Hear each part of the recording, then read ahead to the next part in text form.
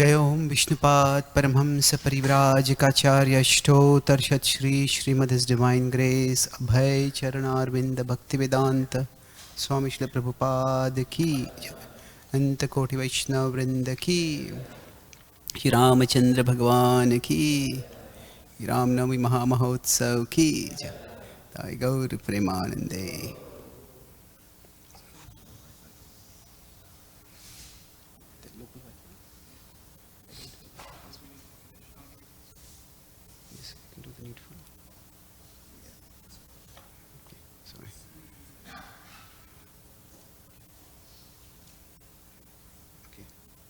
It's connected to mine. Mine won't work, no?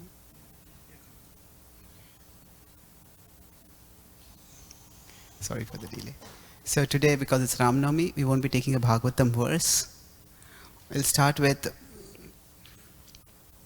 a beautiful verse from a composition that glorifies Lord Ram. This is called the Nam Ramayan. So I'll write the verse over here as soon as the display gets ready. So Nam Ramayan is basically 108 verses or 108 names of Lord Ram that summarize his entire life. So in the Bhakti tradition, reciting the entire Ramayana is considered to be a very pious thing to do. So, but when you cannot connect, when somebody cannot recite the entire Ramayana, it's said that you could just recite this Nam Ramayan and they will also get similar benefit by that. So we'll be trying to, we'll recite one particular verse from that today.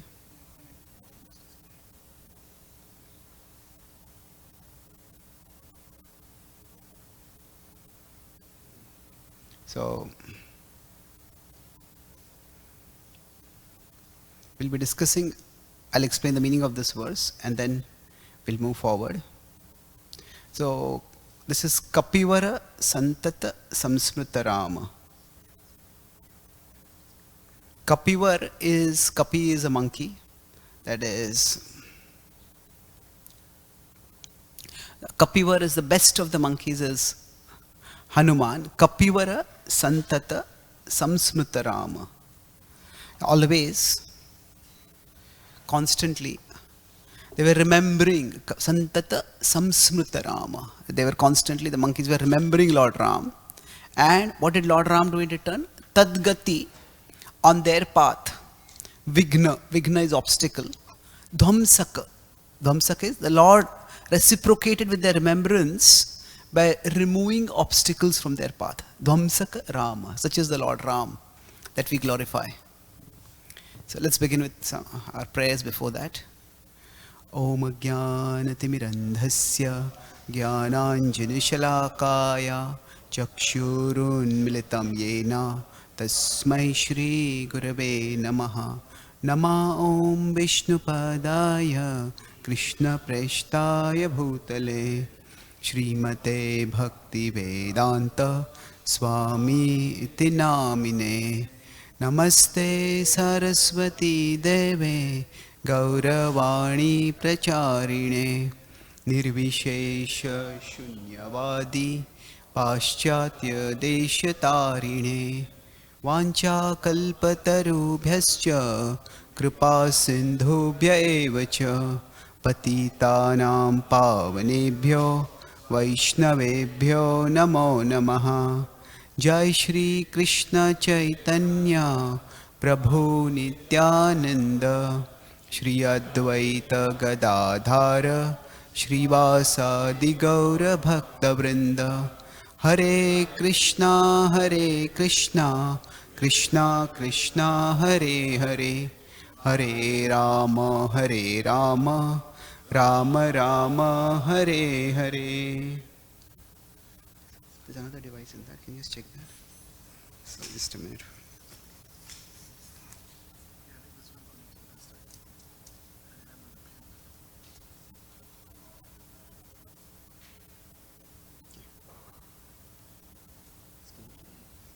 Sorry for the delay.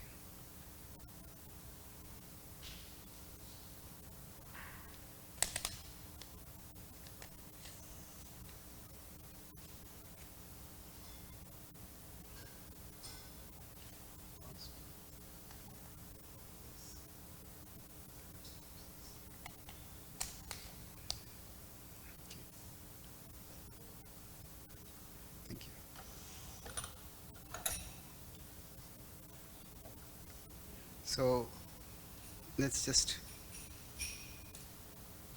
recite this verse quickly, and then we'll discuss something about Lord Ram today. So these are two names of Lord Ram. Kapivara. Kapivara is, as I said, the best of monkeys. Santata, always. Samsmrita. Samsmrita is remember. Kapivara Santata Samsmrita Rama. Tad Gati, on their path, their progress. Vigna. Vigna is obstacle. Dhvamsaka. Dhvamsaka is to destroy. So the basic is the principle of bhakti, that when we remember the Lord destroys the obstacles on our path. Kapivara Santata Samsmrita Rama. Samsmrita Rama. Tadgati Vigna Dhvamsaka Rama. Dhvamsaka Rama. Kapivara Santata Samsmrita Rama. Santata Samsmrita Rama. Tadgati Vigna Dhvamsaka Rama. Kapivara Santata Samsmrita Rama. Santata Samsmrita Rama. Tadgati Vigna Dhvamsaka Rama. Dhvamsaka Rama. Kapivara Santata Samsmrita Rama. Tadgati Vigna Dhvamsaka Rama. Dhvamsaka Rama. Once more, let us try to do it all together if possible. Kapivara Santata Samsmrita Rama. Tadgati Vigna Dhvamsaka Rama. Kapivara Santata Samsmrita Rama. Tadgati Vigna Dhvamsaka Rama. Last time. Kapivara Santata Samsmrita Rama. Tadgati Vigna Dhvamsaka Rama. Thank you. So, I will talk about Lord Ram today from three perspectives. I'll talk about from the distinctiveness of Lord Ram from the broad Vedic perspective. Then I'll talk about from the Vaishnava perspective. And then we'll see if there's any significance of Lord Ram within our particular tradition in the Gaudiya Vaishnava perspective. So, we'll try to take a closer and closer look at Lord Ram. Now, the concept of avatar is the idea that there is a higher world, there is a spiritual world, and there is a material world. And from this higher world, the Lord descends down to this world. That descent is called as avatar. So it's like there are clouds in the sky with lots of rain, but on the earth, if there is a severe lack of water, there's a drought, then when the rain comes, then water becomes available on the earth. So like that, the spiritual world is filled with the flood, with the abundant water of Krishna consciousness, of God consciousness. Whereas the material world is like there's a drought of Krishna consciousness over here. Drought of divine consciousness. So when the avatar comes, the avatar beings like a rain of divine consciousness. And this avatar, there are many different avatars who come into this material world at different times. And among the various avatars, each of them has their own mission. That is, each avatar on one side has a universal mission, and then there is a specific mission. So the universal mission is described in the Bhagavad Gita that at one level there is to establish dharma, that to establish order in the world. And for establishing the order, the Lord does two things. He empowers those who are virtuous. Paritranaya sadhunam. And then he disempowers. Sometimes the disempowerment may even involve destroying them. Those who are vicious. But along with that, so this is described in 4.7 and 8 in the Bhagavad Gita, Dharma Samsthapanarthaya. But along with that, there is another mission of the Lord, which is to inspire love in the heart, prema. That is, so generally in the broad Hindu tradition, the verse Dharma Samsthapanarthaya Sambhavami Yuga Yuga is very widely quoted. If you look at Srila Prabhupada's works, Srila Prabhupada quotes the next verse, Janma Karma Chame Divyam, much more.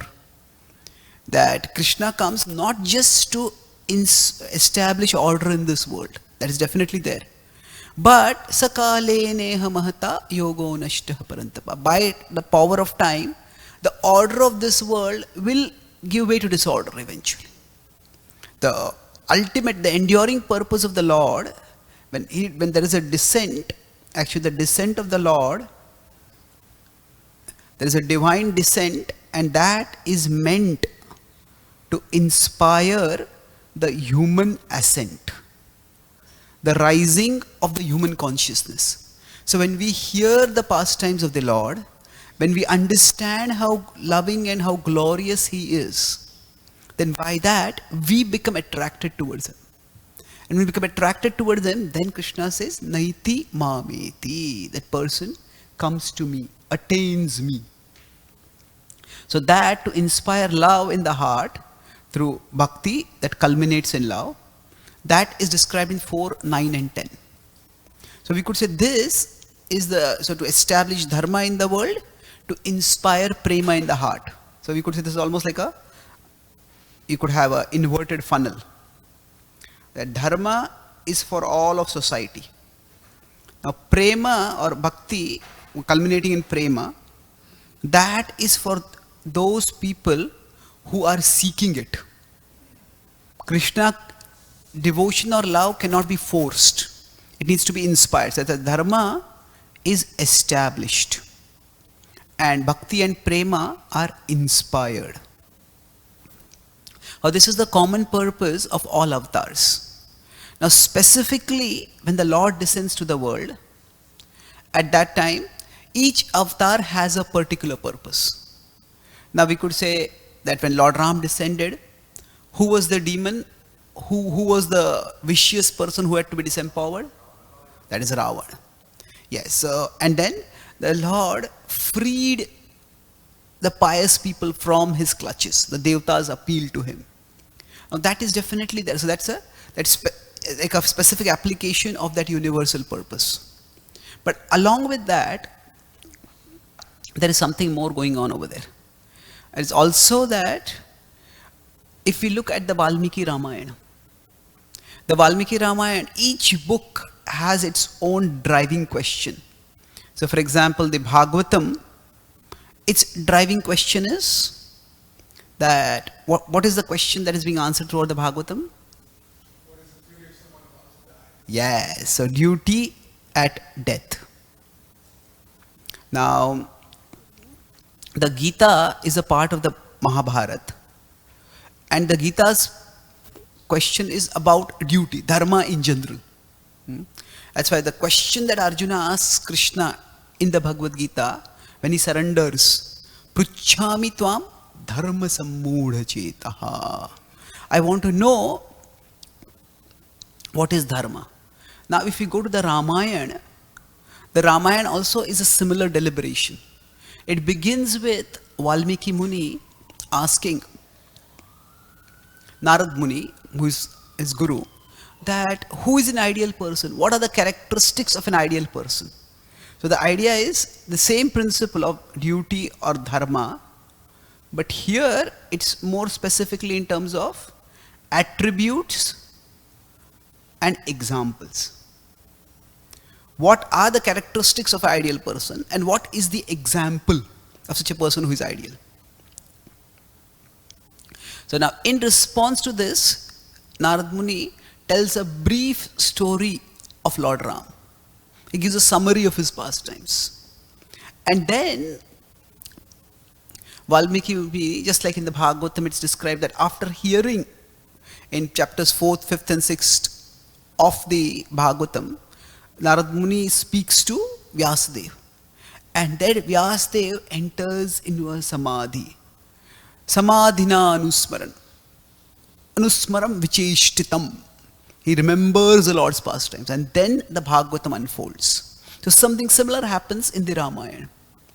So he hears the core pastimes, the summary, and Valmiki Muni enters into a trance and he then speaks the pastime. So the whole, in one sense, the purpose of the Ramayana is to demonstrate how one can stick to dharma, how one can do the right thing even amid difficult situations. So because of this specific purpose, within the Ramayana, now I'm talking here specific in terms of the Valmiki Ramayana. The Valmiki Ramayana's purpose is to demonstrate the character of an ideal person. So sometimes when there is a movie, here right now we have Hollywood, hundreds of movies are produced. Sometimes some movie is like a one-person show, one hero or one heroine, and that person carries the whole movie and everybody else is just like an extra.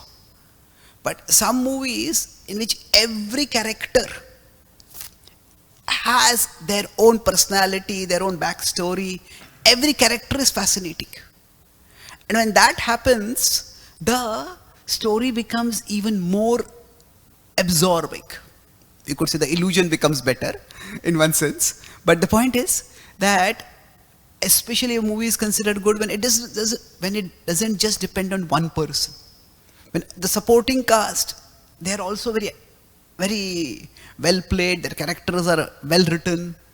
So like that, if you see, this book is called Ramayan, but in Ramayan, every character is special. Undoubtedly, Lord Ram is the center. But it's not like Lord Ram is the show stealer. It's that Lord Ram, he is extraordinary, but even the character of Sita is extraordinary, the character of Lakshman is extraordinary.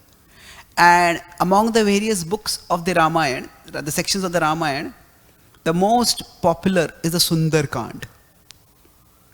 Sundarkand is where Hanuman goes in search of Lanka, goes to Lanka or in search of Sita, and his adventures are described. And the significance of this particular story is that the verse which we recited, that is depicting the Sundarkand. So what happens is, in this Sundarkand, it is the most popular part of the Ramayana, and yet Lord Ram is least present in this. So how it happens is, right at the beginning, Hanuman is sent by Lord Ram. Lord Ram gives him a signet. He says, if you find Sita, show this to her. Then she will know that you are an authentic messenger sent by me. And then after that, it's Hanuman's adventures. He's searching for Sita. He's becoming a natural leader of the group. Hanuman is not appointed as the leader of the group who is going. Angada, the son of the previous king Wali, is the leader. Many times nowadays in management circle, leadership circle, they talk about like authority without influence. Like influence without authority. Like if you don't have an authority position, but how do you acquire influence? So Hanuman does that. And the Lord gives him intelligence at various times to do that. And then again Lord Ram appears at the end, when Hanuman comes back and reports that he has found Sita, and the Lord embraces him. So apart from this, Hanuman is not present much in the most popular section of the Sundarkand. Ram is not present. Sorry. I guess my intelligence is not present now.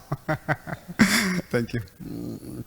So now, I was talking from a Vedic perspective. The concept of avatar, it is meant to inspire the human ascent. That's what I'm telling. So the human ascent is what? It is not just that the Lord does wonderful things.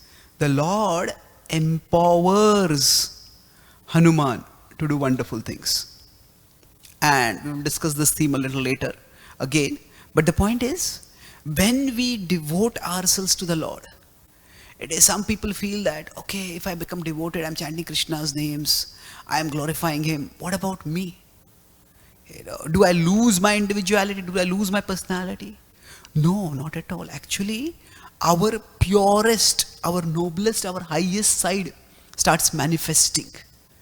And the more Hanuman tries to serve the Lord, the more he starts becoming more and more powerful. So the Vedic understanding is the Lord descends to this world. Now the idea of avatar is accepted even in the impersonalist traditions. But their idea is avatar is just like a temporary or a convenient illusion to come out of illusion. But in the Vaishnava understanding, the avatar, so I'm moving from the Vedic perspective to the Vaishnava perspective now, because the mood of bhakti comes more in the Vaishnava perspective. That the avatar descends to inspire love in the heart. And the bhakti that is inspired, that is eternal. It is not at all temporary. It is not that we have bhakti till we become liberated. There are many retellings of the Ramayana that have been told from an impersonalist perspective also. Because the Ramayana in India became so popular over time, that different people started using the Ramayana to try to promote their own agendas. So the impersonalists retold the Ramayana in such a way that, okay, ultimately Ram merged into the Brahman. There is another retelling of the Ramayana called the Jain Ramayana. So the Jain Ramayana, what it is, Jainism is a relatively small but influential religion in India. Influential because Jains are known to be quite wealthy. But now these Jains, they retold the whole Ramayana. More or less the story is the same. But what they did in that is, when Lord Ram is in the forest, throughout he is meeting various Jain sadhus. And they are giving him instructions. And then at the end, when Sita enters into the earth and returns to where she has come from, then they say Ram becomes enlightened and embraces Jainism. So everybody tries to portray things from their perspective. This is called as like misappropriation of tradition, or appropriation of a tradition by some other tradition. But so that's why I'm differentiating. In the Vedic understanding, Lord Ram is understood in many different ways. But the Ramayana itself is a Vaishnava book. And in the Vaishnava understanding, the love between the Lord and the devotee is eternal. And that's why when this particular theme is focused on that, bhakti is about inspiring, empowering the devotees. So I'll talk about two incidents which illustrate this dynamism of Hanuman and Ram. Hanuman in one sense is the quintessential servant. Srila Prabhupada said that for the spreading of our movement, we need Brahmanas with a Kshatriya spirit. We need Brahmanas, means people who are thoughtful, philosophical, intellectual. But if somebody is only a Brahmana, they will just be satisfied with their own thoughts. Okay, if somebody wants to come and learn about the thoughts,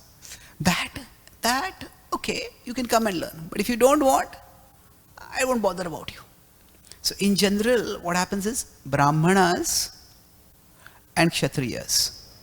So Brahmanas are concerned more about inner change.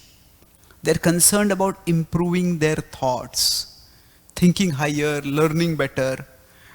Now, Brahmanas are important in society. But if they're only Brahmanas, now we are talking here about Brahmanas not at all by birth, but by attributes. Now, Kshatriyas are concerned about outer change.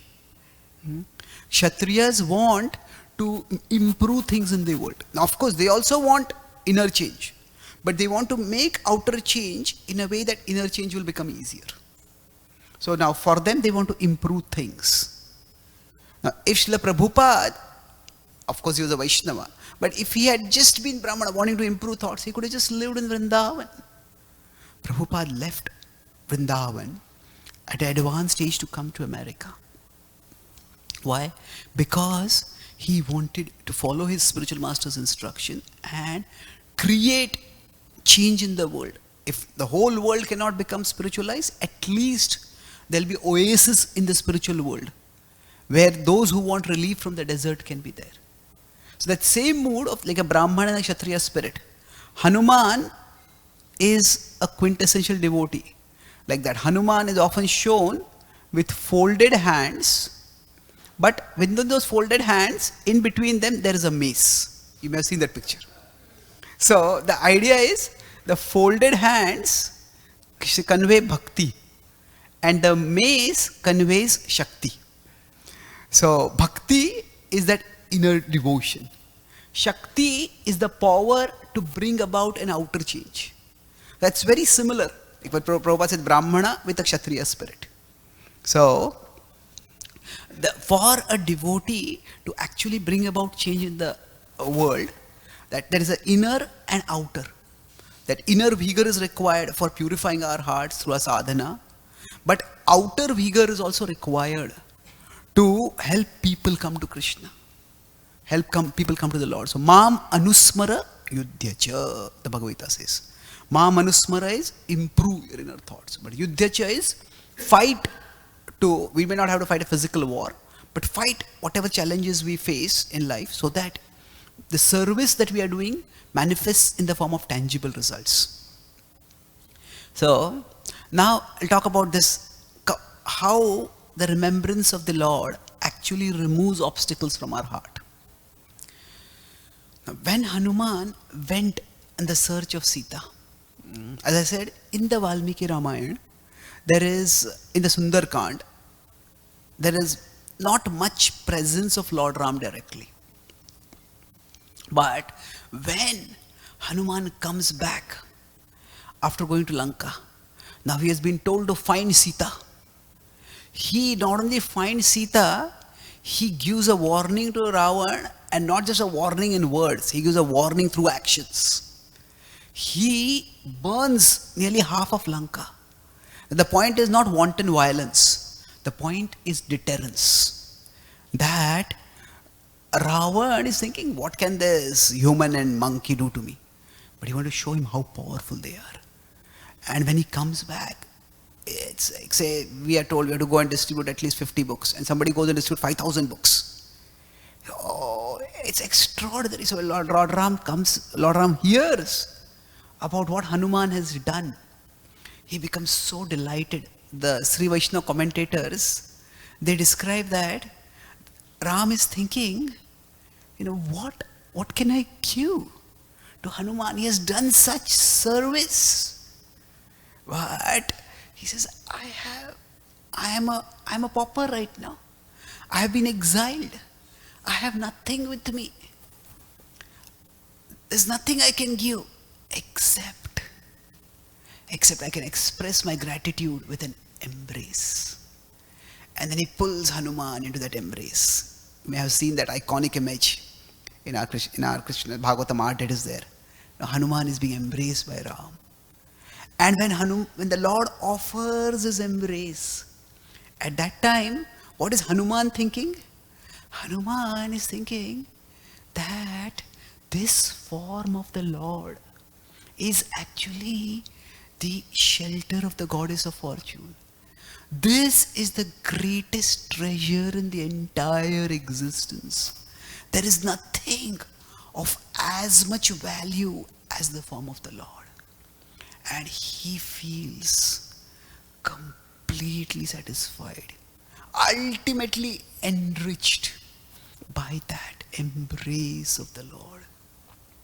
So, that embrace is, in one sense, the ultimate reward for Hanuman, for all the services that he has done. And when we talk about that, the Lord embracing the devotee, that means basically the Lord is pleased, extremely pleased. So while the Ramayana goes through various deliberations about what is the right thing to do, its conclusion in one sense is that the right thing to do is that which will please the Lord. Samsiddhir haritoshanam. And Hanuman demonstrates that pleasing of the Lord. So dharma can sometimes be very complex. Oh, should I do this or should I do that? Should I act in this way or that way? But the Gita also concludes in paradharma. Paradharma is that which pleases Krishna. That sarvadharman parityajya mam ekam sharanam vraja.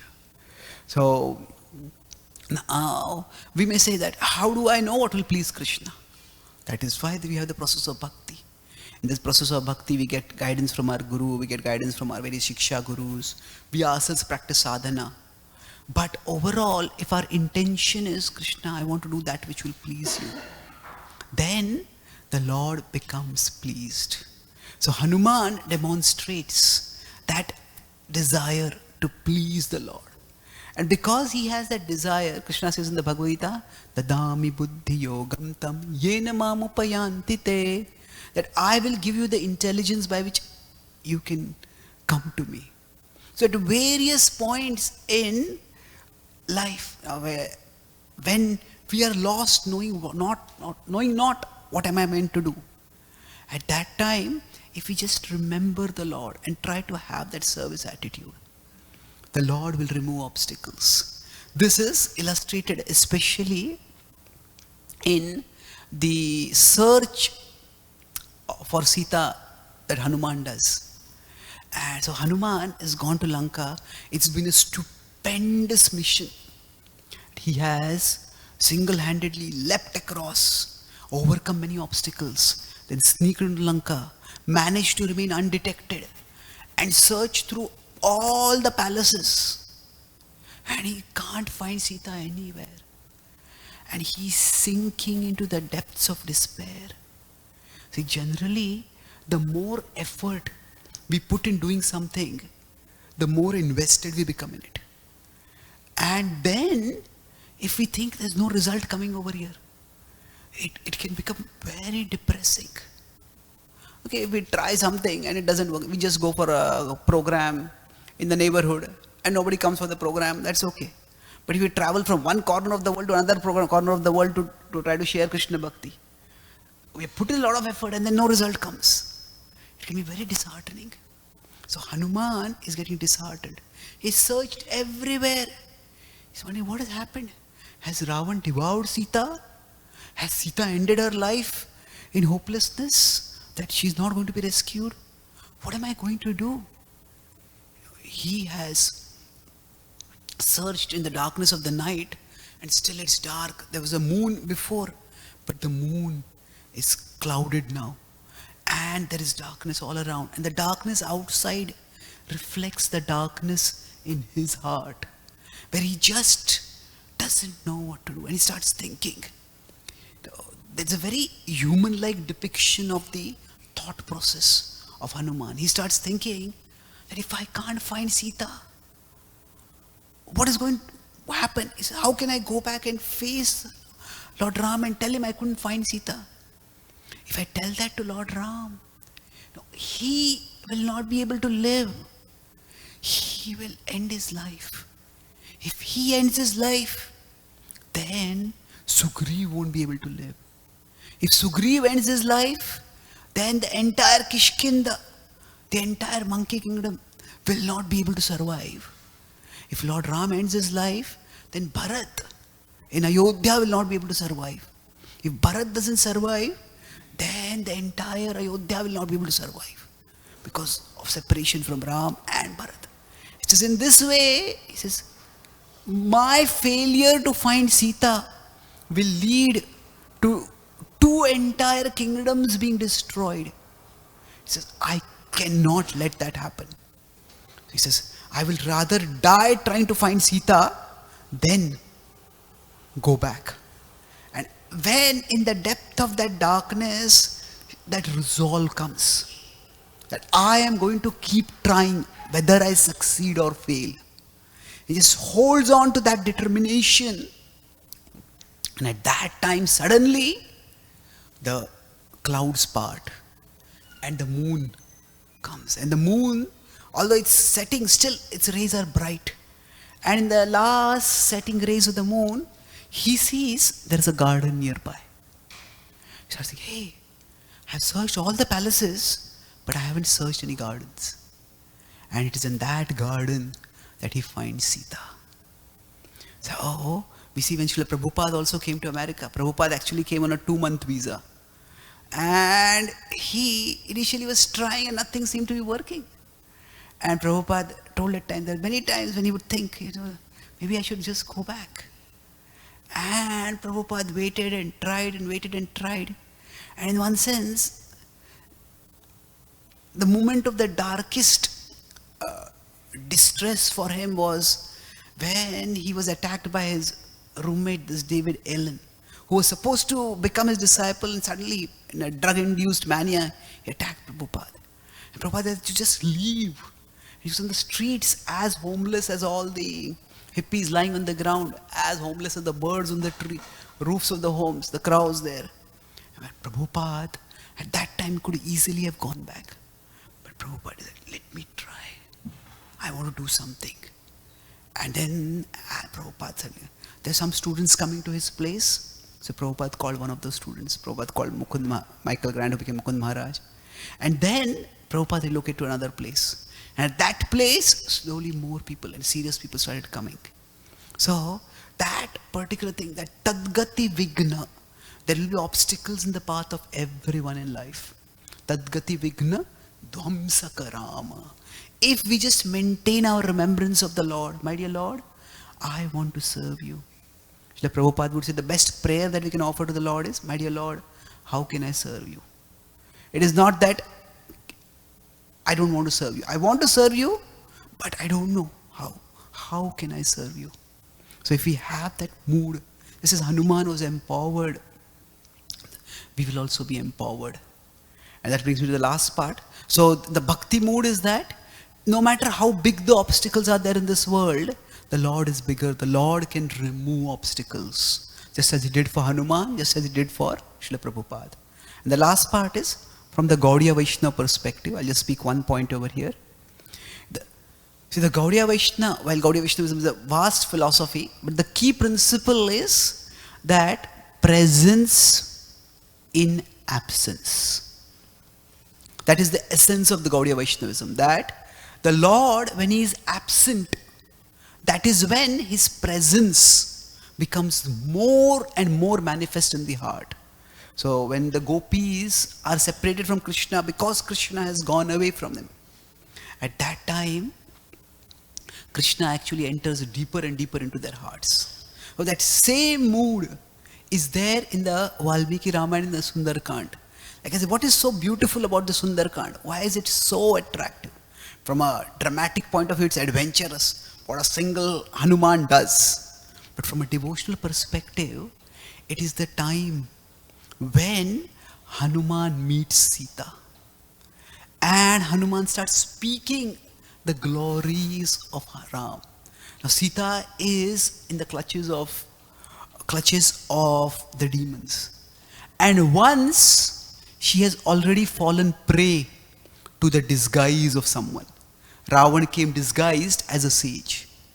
And therefore she's careful, she's leery, suspicious to some extent. And when here, this person, this strange creature is here, and he says, I'm a messenger of Ram. Sita is naturally suspicious. So what does she do? Well, Hanuman do? Hanuman starts singing the pastimes of Ram.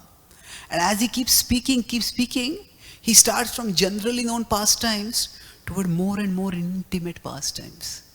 And eventually when he speaks a pastime that is known only as the interaction between her and Ram, that even Lakshman does not know. When Hanuman speaks that is the time when Sita is convinced. He is sent by Ram. And then when both of them meet and both of them talk, at that time, the greatest devotee of Ram and the greatest servant of Ram, The consort of Ram and the servant of Ram, both of them meet. And that is the time, in the absence of Lord Ram, his presence is felt the most. So that love in separation, that presence in absence is manifested even in the Ramayan to some extent. And for us as Gaudiya Vaishnavas, the Goswamis explain that among the various avatars, Krishna is the greatest because the love is manifest the most. But there are other Paravastha avatars, Narasimha and Rama. So one reason why Ram is especially special is because that intimate mood of love is there. And when Srila Prabhupada, he came to America, he left just before Janmashtami, he celebrated Janmashtami on the ship. And then he came to America, the first Gaur Purnima that he celebrated over here. He writes in his diary that all my God brothers in Mayapur Vrindavan will be relishing the glories of Chaitanya Mahaprabhu, but I am all alone over here. Nobody knows even about Chaitanya Mahaprabhu. But he says, I am here because it is the mission of Chaitanya Mahaprabhu, the mission of my Guru Maharaj. So Prabhupada said, I have never felt even for one moment separated from my spiritual master. Prabhupada experienced that presence in absence.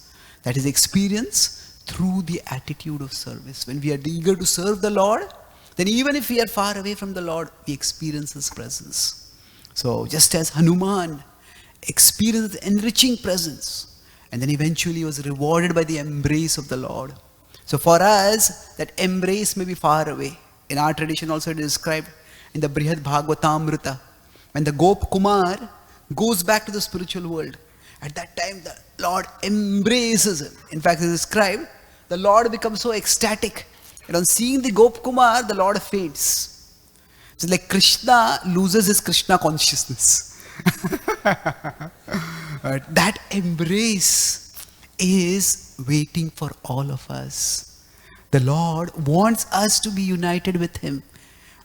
Till that time, it is our aspiration to experience presence in absence, to cultivate devotion in separation. And to Lord Ram, we all can pray that He blesses us with that same devotion, that same strength that He blessed Hanuman with. So I'll quickly summarize. I discussed 3 main points today. We discussed from a Vedic perspective that what is the concept of the avatar? Avatar descends to inspire the human ascent.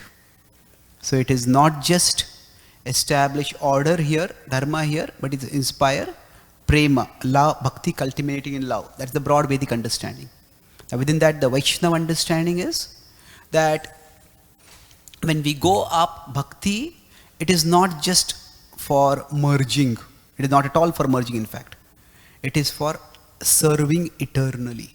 And in this service, the Lord empowers the devotee. So that empowers devotee, that means the devotee does wonderful things.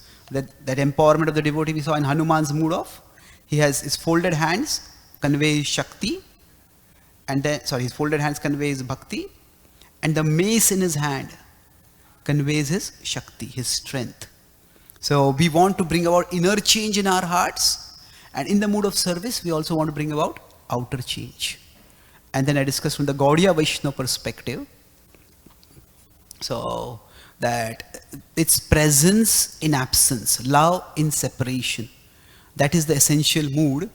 So we discussed how Hanuman, and when Hanuman and Sita meet, that is like the devotional culmination, the climax, highest, richest presence of the Lord is there. Now eventually there will be the embrace that comes. The eternal embrace of the Lord will be there. But till we get to that embrace, the service in separation is what we all need to cultivate. So if we will all face many obstacles in our lives, but if we maintain the remembrance of the Lord will guide us through all those obstacles to attain Him ultimately. So let's recite once more this verse and we'll conclude. Together. Kapivara santata samsmrita Rama tadgati vigna dvamsaka Rama. Shri Ramachandra Bhagwan ki jai. Shri Prabhupada ki jai. Gaur Bhakta Vrinda ki jai. Jai Gaur Premanande. Thank you so much. Hare Krishna.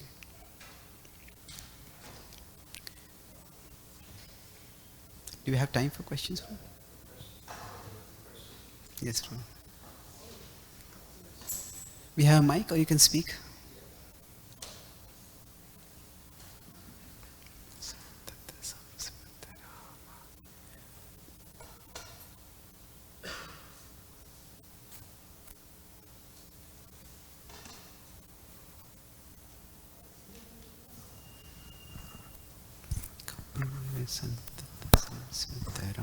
Thank you very much, Prabhu. Wonderful presentation.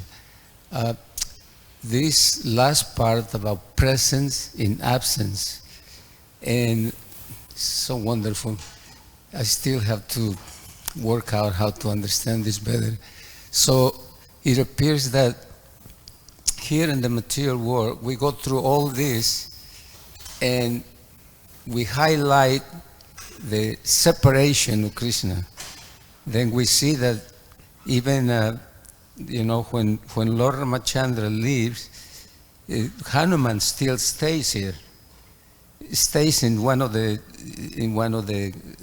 how do you call realms in the material world in service. Then we also hear the other part where you mentioned Gopakumara was like going, and finally he meets Krishna in a big embrace. So it may appear sometimes, this is my own, try to figure out, that when Gopakumara is embraced by Krishna, it's like the culmination of all that struggle. And it appears that it's ending. So now, in the material world, it's a lot of struggle, but you feel the presence of the Lord more. So my question is, isn't it, like in the spiritual world, it appears that, well, you're already there. There's no more struggle, Krishna is there. So it appears that actually being in the material world through all this is more higher than there. Okay. Good question. Thank you. So I was going to speak that point, but see, there is separation from the Lord. There is, first we could say this is the material world, and then we have the spiritual world. In the spiritual world, in the material world, the separation is because of our desires. It is our desires that separate us from the Lord. But in the spiritual world, the separation is because of Krishna's desires. So, Krishna, in general, what he does is, he creates arrangements by which there is some obstacle in the union between the devotee and the Lord. So when it is because of our desires, we need to purify ourselves. And so when we are talking about love in separation, we are, or presence in absence, it is we have gone away from Krishna and we need to go closer toward Krishna. I was once giving a class in India and I was telling the Vrajvasis don't accept that Krishna is God. And they don't consider Krishna to be God. And one person in the audience raised his hand. He says, I also don't consider Krishna to be God. So I said, with all due respect, generally anybody says with all due respect, that means what is going to be spoken is not going to be very respectful afterwards. I said, with all due respect, the Brajvasis, when they don't consider Krishna to be God, that is because of their transcendence. If we don't consider Krishna to be God, that is because of our ignorance, not transcendence. So, here, by our desires, when we are separated from the Lord, then we try to cultivate, recognize that Krishna is present as the Paramatma in our hearts. Even when he is not there, Krishna is present as the holy name. So we try to cultivate presence in his absence. And from here, say we could say in the spiritual world, there is union. We will move from the separation towards union by rectifying our desires. From the desire to enjoy separately from Krishna, to the desire to serve Krishna. But now, within the spiritual world, there can be a dynamism. That is, there is union and then there is separation. So Krishna does not delight simply in displaying his godhood. Krishna is not, I am God and you bow down to me eternally. Krishna wants dynamic love. And going back to the movie example, generally, if for any movie to be interesting, there has to be some conflict. There has to be some opposition. If, say, the hero and heroine meet each other and they just attract each other and they live happily ever after, then there is not much interest in it. So if there is no tension, there is no attention. There has to be some tension. So now in the spiritual world, there is no tension, there is no opposition. Krishna is God and everybody loves Krishna. But Krishna creates that opposition. So Krishna has some devotees play roles that are apparently opposed to him. So some of the family members or relatives of Radharani, they apparently act as inimical. So that's why the union between Radharani and Krishna doesn't happen so frequently. So in that sense, is it that here it's better? No, it's not better over here, because here we all have worldly desires, and if those desires are not purified, sometimes we may experience presence in absence, but sometimes we will only experience absence and no presence at all. So I'll conclude with one example for this, that love and separation, or separation does to love what wind does to fire. Now, if there's a forest fire, the worst nightmare of firefighters is if a wind comes. So, like that, when there is a forest fire like love for Krishna, separation increases that love. But our love, so the gopis' love, the devotees' love in the spiritual world is like that forest fire.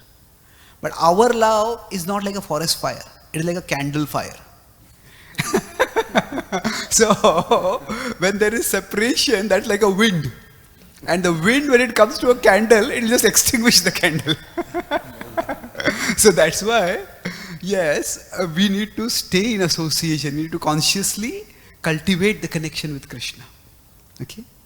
Thank you. Thank you very much. Hare Krishna.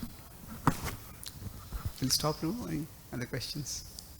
You have any comments? So basically in the spiritual world, the gopis are always put in that situation of separation.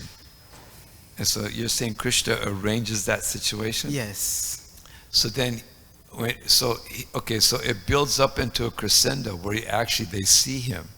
Yes. Now, is that ecstasy increased at that particular junction? I mean, is there some elevated experience? I'm just asking that question because you made me think like that. So it's a good question. Yeah, definitely. See, when there is love for someone and we meet that person, naturally there is joy. So definitely the gopis are ecstatic when they meet Krishna. But when we say love in separation is highest, what it means, actually I think in the Bhakti Sutra that is described, that the test of true love, it comes in the Mahabharata, similar verse, that the test of true love is when there is every reason to give up the object of love and one doesn't give up that object. You know, two people are in a relationship, both of them quarrel with each other and they say just forget it, quit the relationship.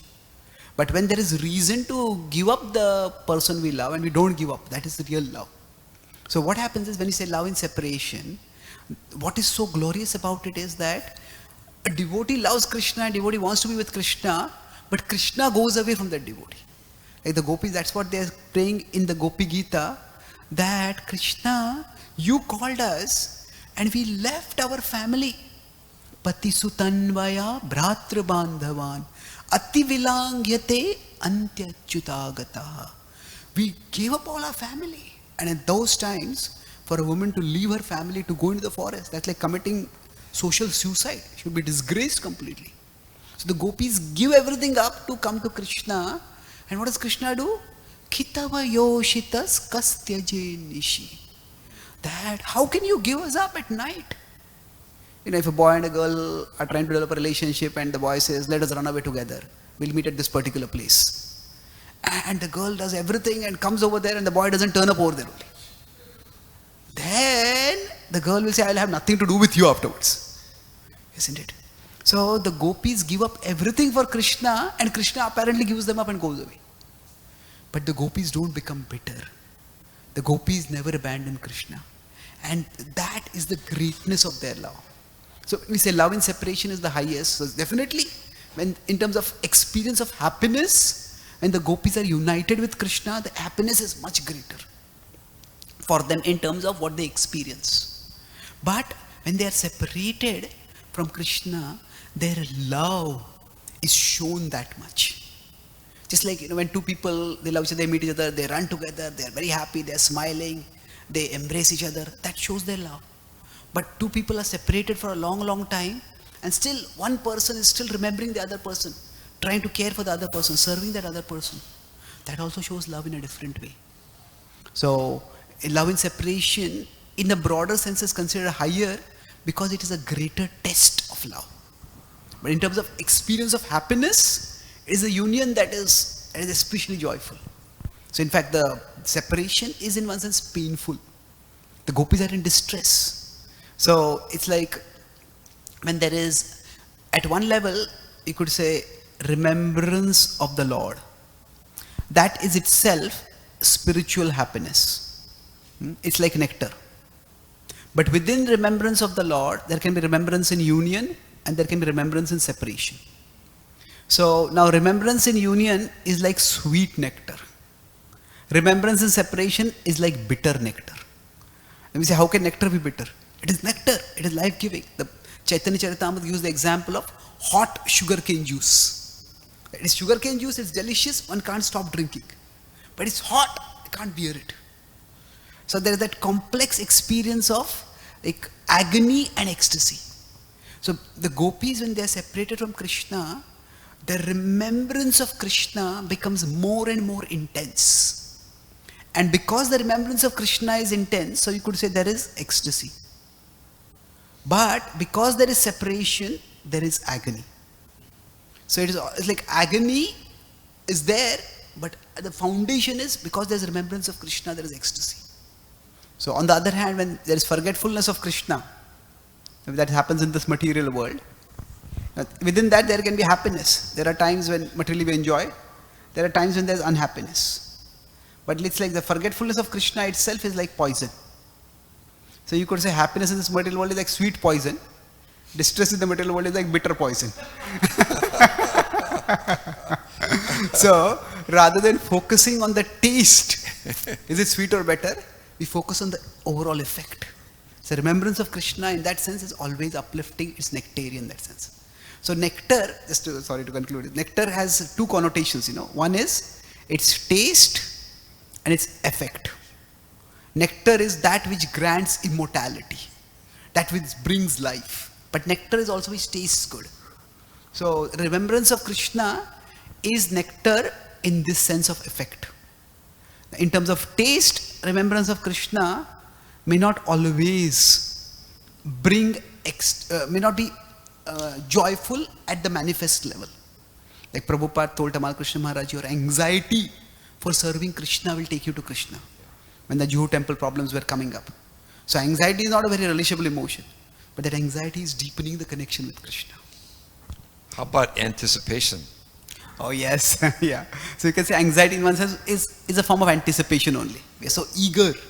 So for us, love in separation is filled with that anticipation of that union. Yes. Thank you. That's a beautiful word. So Shri Ramachandra Bhagwan ki jai. Ram Navami Maha Mahotsav ki jai. That's the way you want to class. That's got